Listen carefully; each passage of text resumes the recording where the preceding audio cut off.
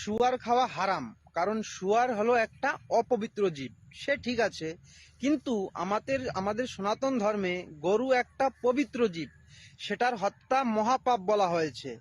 তাহলে সমস্যা কোথায়? তুম করো তো চমৎকার, হাম করে তো বলৎকার।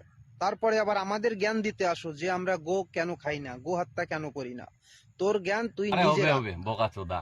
হ্যাঁ, তুই গরুকে মা মানিস, আবার মানে ওই গরুর মুত গু সবে খাস, সেটা আমি বলি না, সেটা তোর ব্যাপার। তারপরে ওই গরুর চামড়া দিয়ে ওই জুতো বানায় পড়িস, আবার ওই বেল পড়িস, আবার ওই ব্যাগ বানায় ইউজ করিস, আর ওই ঢোল বানায়া পিটাস। হ্যাঁ, তারপরে ওই গরু বিক্রি করা টাকাও খাস। মানে কি বলবো, তোরা যে কত সম্মান করিস তোদের বৌমাতাকে সেটা আমি জানি। আচ্ছা, আমি কিন্তু এই অন্ধভক্তদেরকে বলতেছি, ভালো হিন্দুদেরকে কিন্তু বলিনি।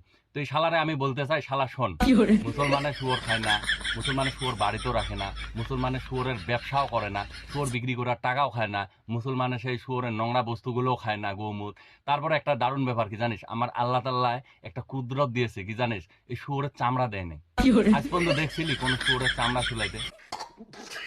কারণ আল্লাহ জানে যে এই জানোয়ারের চামড়া দিলে যদি সেটা দিয়ে জুতো বা কোনো স্যান্ডেল বা কিছু একটা তৈরি করা হয়, তাহলে তো সেটা সব লগে পড়বে, বুঝছিস?